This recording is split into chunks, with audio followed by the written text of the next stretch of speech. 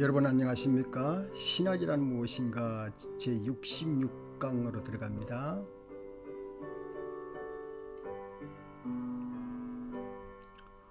오늘은 교회론에서 그 사도적인 교회를 살펴보도록 하겠습니다. 교회론은 오랫동안 신학자들이나 또 성경에서 가르쳐준 바 여러 가지가 있습니다만은 그 중에서 참 중요하다고 여기는 것이 교회가 얼마나 사도적인 전승을 이어가느냐 아주 중요하지 않겠습니까? 그 부분이 아마 조금 다루어질 것 같습니다. 저는 목회할 때에 아마 이 사도적이라는 말을 좀 사용했고, 특별히 이제 주보를 작성할 때에 이 사도적인 교회가 되자 그렇게 이제 한 슬로건을 걸기도 했습니다. 그래서 이 교회론을 말할 때 첫째는 하나의 교회, 두 번째는 거룩한 교회, 또 세 번째는 보편적인 교회 이렇게 이제 진행됐습니다만은 이제 오늘은 사도적인 교회를 살펴보게 됩니다. 아무리 하나의 교회라고 하고 거룩한 교회라고 하고 보편적인 교회라고 할 때 한다고 치더라도 이것이 사도적인 전승이 없는 교회는 그것은 결코 올바른 교회라고 할 수가 없지 않나 그렇게 생각이 되어집니다. 그러나 저는 여기에서 좀 조심할 것은 무엇인가 하면은 지나친 직통 계시나 기적이나 이적을 표방하는 신사도주의 그것에 대해서는 경계를 해야 되리라고 생각하고, 지금 이 사도적인 교회라는 것은 그것과는 좀 무관하다는 것을 여러분에게 먼저 말씀드리겠습니다. 사도적인 교회라 이것은 이제 거룩한 교회와 보편적인 교회와의 그 중요성과 거의 비슷하다고 볼 수가 있겠습니다. 그래서 이 거룩한 교회와 사도적인 교회, 거룩한 교회와 보편적인 교회 이것은 이제 좀 그게 있습니다.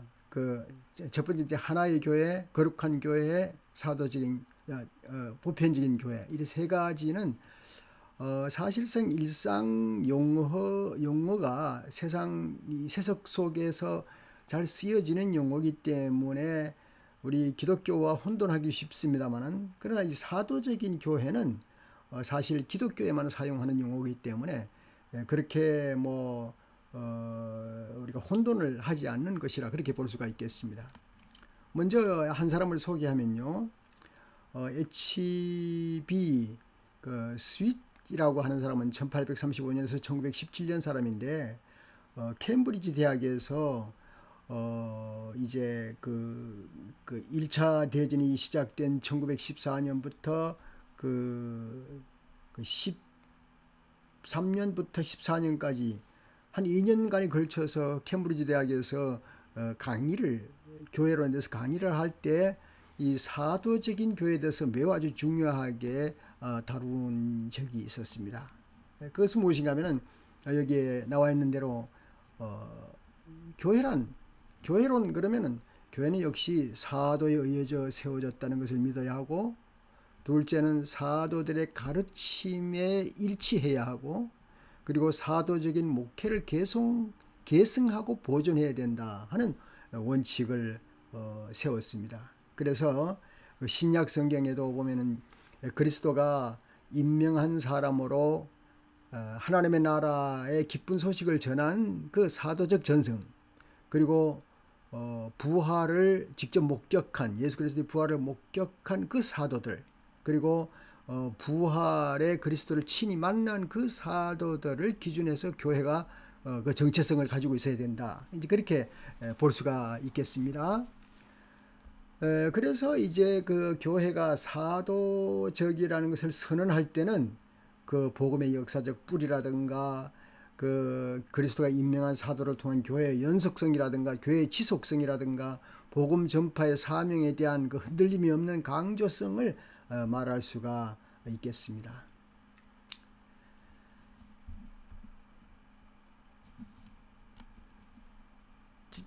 우리가 이제 어떤 물건을 살 때 말이죠. 그 세 가지를 생각할 것 같습니다. 첫 번째는 이것이 진짜 물건인가, 짝퉁이 아닌가. 예. 뭐 짝퉁이라면은 소용이 없죠. 예. 진짜하고는 너무 거리가 멀죠. 둘째는 이게 얼마나 실용성이 있는가 하는 문제죠. 예. 제가 가방을 하나 샀다.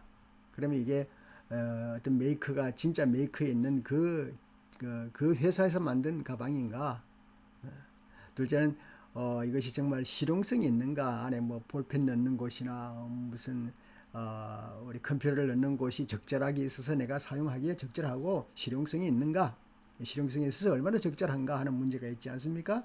셋째는 이제 얼마나 오래 쓸 수 있는가 하는 문제가 되겠습니다. 뭐 물건 하나 샀는데 금방 조금 쓰고 버리게 된다면은 야, 이 물건 잘못 샀다 그런 생각이 들지 않겠습니까? 그래서 저는 물건에도 이제 진짜와 그리고 실용성과 그리고 영구성 이 세 가지가 있는 것처럼 교회가 가지고 있는 그 힘의 그 원칙을 이제 따지고 볼 때 첫째는 무엇입니까? 첫째는 이제 여기에서 좀 비슷한지 모르겠습니다. 그것과 첫째는 이제 전승, 그러니까 전승이라는 것은 이제 예수 그리스도 그리고 그 사도들과 이어서 그 바울을 이어서 무슨 교부들, 그 교부들이 이어서 오늘의 교회가 존재하는 그 전승, 전통되는 그 교회 역사를 말할 때에 좀 믿을 수 있다, 뭐 그렇게 얘기하지 않겠습니까? 그래서 오랜 동안 얼마나 가치 있는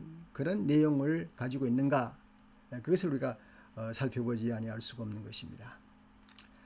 그래서 우리 주님이 승천하시기 전에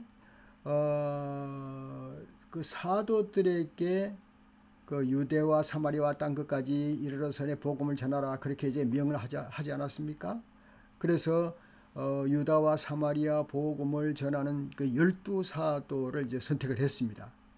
그리고 그 동료들이 그것을 수행을 했습니다.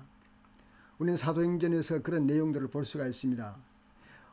복음을 전파하는 사도들과 그리고 이제 더 나아가서 이방인 전도라고 그럴 때에 이방인을 위해서 또 다른 사람들에게 맡겨진 일이 있습니다.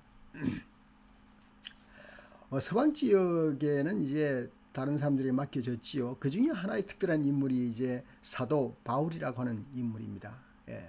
사도 바울이라는 인물은 그 12사도에 속하진 않지만 특별히 이제 환상 중에 그리스도를 만난 사람으로서 이제 본인도 그렇고 다른 사람도 그렇고 거의 사도나 다름없이 사도나 다름없는 그런 그 포지션을 가지게 되는 것이죠. 사실 어쩌면 말하기로 하면은 사도 바울은 그 12사도가 가지지 못한 것까지 가진 것이 있습니다. 예.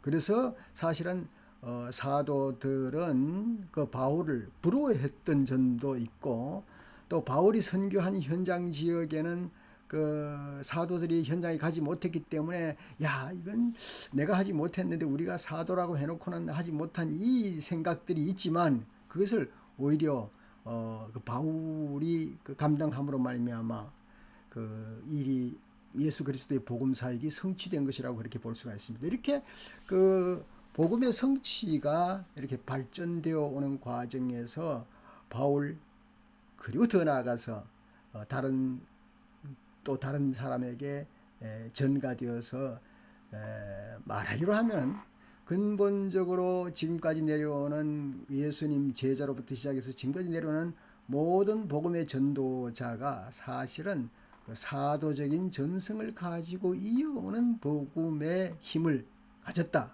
뭐 그렇게 볼 수가 있겠습니다. 그러면 이제 전승만 중요한 게 아니죠. 전승만이 아니고 두 번째로 가져야 될 것은 무엇인가? 그것은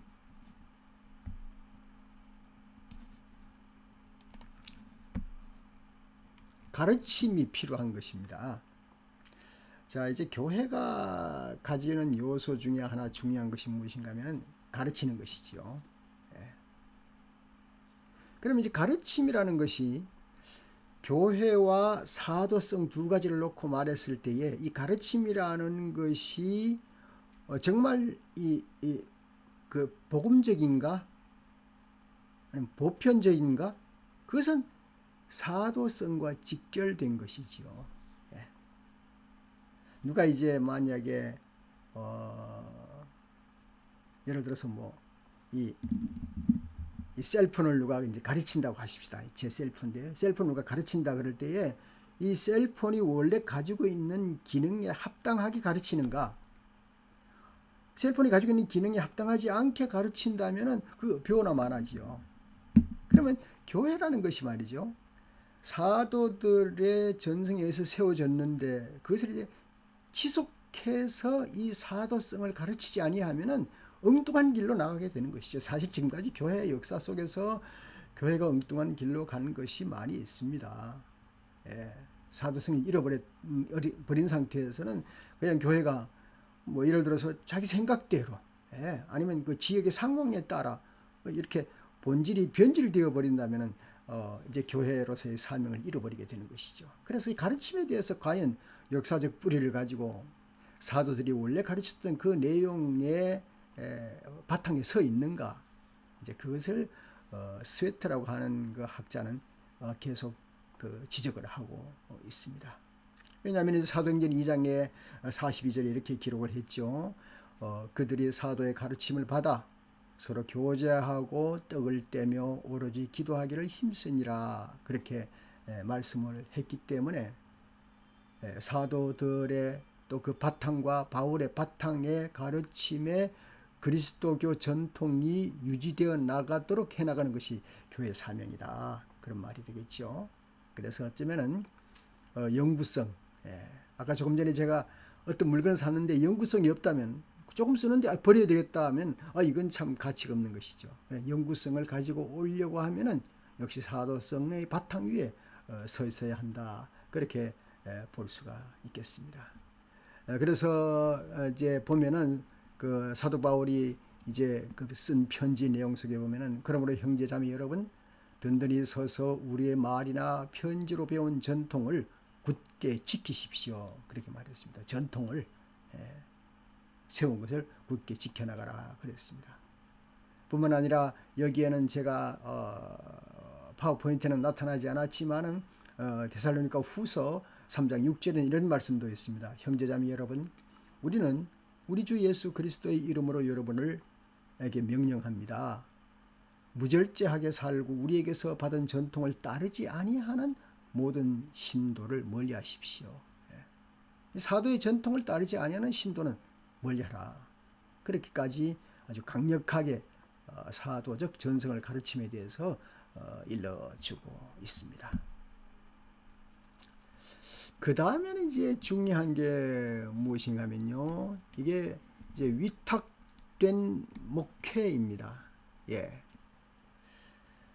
저는 이제 한국 장로의 신학대학에서 이제 그 공부를 하고 졸업했고 지금은 위클립 신학대학에 여러분과 함께 이렇게 배우고 가르치고 있습니다만은 한국에서 이제 장로의 신학대학에서 공부할 때 이제 졸업 시즌에 가서요.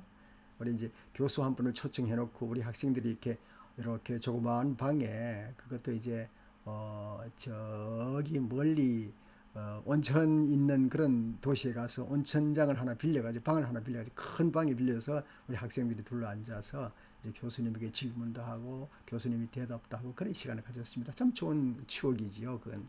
그런데 이제 한 학생이 그걸 얘기를 합니다. 우리 통합측이라는 장로의 통합측이라는 이 교단과 우리 장로의 신학대학이라는 이 신학교가 가르치는 것이 과연 실용적인가? 그런 얘기를 했습니다. 실용적인가? 이 복음을 가지고 너무 실용적하니까 조금 어색하지만 그러나 이제 우리가 이제 이 학교를 이제 졸업하고 세상 속에 나가서 이제 교회를 섬긴다고 할 때에 그럴 때에 순복음 교단처럼 열정적이지도 않고 뭐 은사 중심도 아니고 또 그렇다고 해서 또 무슨 기독교 장로회처럼 무슨 그렇게 아주 예리한 그 이성적이지도 않고 이렇게 이제 질문을 하니까요. 그 교수님이 대답을 하더라고요. 아주 지나치게 열정적으로 한쪽에 빠지는 것과 또 지나치게 이성적이어서 또 그쪽으로 냉랭한 것과 그 두 가지가 우리는 다 모여져 있는 중간입니다. 성경에 좌로도 우로도 치우치지 말라 그랬으니까. 그러면서 이제 우리 학교는 중간에서 이것도 흡수하고 저것도 흡수하고 아니면 이것도 때로는 배제하고 저것도 배제하면서 우리는 적절하게 복음의 전통을 이어가는 그런 교단이다. 그렇게 이제 설명을 했지요. 과연 이제 우리가 신학을 한다, 또 이제 교회를 지켜나간다라고 할 때에 좀 우리 목회 현장에서 이 사도적인 전통이 얼마나 유용한가 하는 것을 한번 생각해 볼 필요가 있습니다. 그런 의미에서 이 스위터라고 하는 조금 전에 제가 소개한 이 학자는 말이죠. 목회 유형으로 반드시 연결되어야 한다고 말합니다. 하기는 그렇습니다. 뭐 예를 들어서 하나의 교회라든가, 또 보편적인 교회라든가, 이런 여러 가지 중요한 내용들이 말이죠.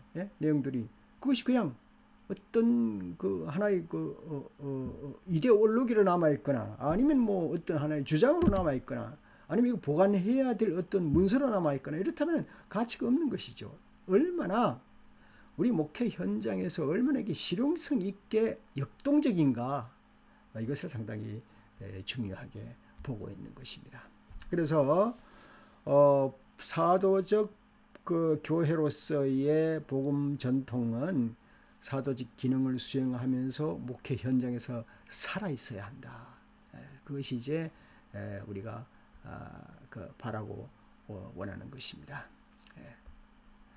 성경에 보면 이제 그 사도적인 권위가 목회 현장에서 역동되고 살아있는 것을 우리가 알게 됩니다. 예를 들어서 사도행전 6장에 보면 이제 7 집사가 선출되지만 그 선출된 그 이후에 선택받은 사도들이 세워지고 안수를 주고 그리고 그들이 직무를 할 수 있도록 부여하는 그런 일들이 생기는 것이죠. 그래서 이방인들 가운데 새로 시작하는 교회일 경우에 바나바와 바울이 장로들을 세우고, 또 사도 바울은 사도들이 없는 에베소 교회와 그려대에서 장로와 감독들을 세우면서 그 동료인 디모데와 디도에게 사역을 위임해서 그 사역을 하게 했던 것을 볼 수가 있죠. 그래서 디모데 자신도 이제 그 사울의 안수를 통해서 목회자로서의 역할을 한 것을 볼 수가 있죠. 그래서 디모데후서 1장 6절 본문에 보면은 이런 이유로 나는 그대를 일깨워서 그대가 나의 안수로 말미암아 그대 속에 간직하고 있는 하나님의 은사에 대해서 다시 불을 붙이게 하려고 합니다. 그렇게 말씀을 했습니다. 그래서 위탁된 목회 그 속에서 아주 역동적인 역할을 해야 한다는 것이 바로 사도적인 것이다. 그렇게 말합니다. 자, 결론으로 들어가면요. 스위트가 이제 밝히는 결론은 다음과 같습니다.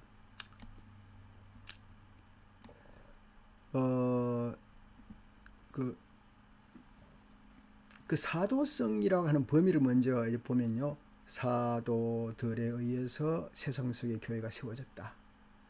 그리고 사도의 가르침과 일치한다. 그리고 사도적 목회를 계승한다. 이렇게 제가 이제 세 분류로 여러분에게 소개를 했습니다만은 이걸 기준으로 해서 그 힘이 그때 슈에터가 이제 강한 그 힘이 단순히 어떤 영국 교회 안에만 남아 있는 것이 아니라 그것을 넘어섰다고 합니다. 울타리를 넘어서 멀리까지 퍼져나가서 이제는 어디든지 복음이 전파되는 곳에는 사도적인 전승을 기준으로 해서 사도적인 전승이 남아 있어야 한다. 그렇게 보는 것입니다. 그러나 몇 가지 질문이 있었다고 그럽니다. 첫 번째 질문은 가톨릭과 정교회에서 한 질문인데요. 그것은 무엇입니까? 그것은 교회 사도성은 사도적 교회와의 역사적 연속성을 제도적으로 확보하고 있는가? 예, 아무래도 가톨릭은 제도를 좋아했던 것 같습니다. 제도적으로 우리가 사도성이라는 것을 확보하고 있는가? 예, 뭐 그들은 뭐 베드로의 열쇠를 받았다고 하니까 그런 제도적인 것을 상당히 관심이 있었던 것이죠. 그러나 이제 개신교에서는 말이죠, 조금 달랐습니다. 혹시 우리가 역사적으로나 제도적으로 확보된 것이 없다고 할지라도, 그런 연속성이 없다고 할지라도 그 올바른 개념을 그대로 실천함으로 말미암아 우리가 지금 현재 사도성을 확보하고 있는가, 그렇게 이제 내용이나 질 면에서 개신교가 목소리를 높였다, 그렇게 볼 수가 있습니다. 예, 이것은 뭐 우리 온 교회가 다 함께 생각하고 고민하고 이루어 나가야 할 그런 문제라고 볼 수가 있습니다. 어떤 그 교회가 원래 가졌던 정체성이 역사를 내려오면서 얼마나 그것을 보존했으며, 또 보존된 것을 얼마나 우리가 받아들였으며, 이것이 그냥 어떤 형식이나 껍질만이 아니라 그 안에 담겨진 내용의 그 본질을 바르게 우리가 이해하고 그것을 믿고 가르치고 목회 현장에서 이루어내느냐 하는 그런 문제가 되겠습니다. 예, 사도성에 대한 문제 참 중요하다고 저는 그렇게 생각을 하고, 앨리스트 맥그레스도 이것을 이제 교회론에서 다루고 있었습니다. 네. 예, 이것으로 신학이란 무엇인가 제 66강이 되죠. 66강을 모두 마치도록 하겠습니다. 감사합니다. 이제 다음 67강에서 뵙도록 하겠습니다. 안녕히 계세요.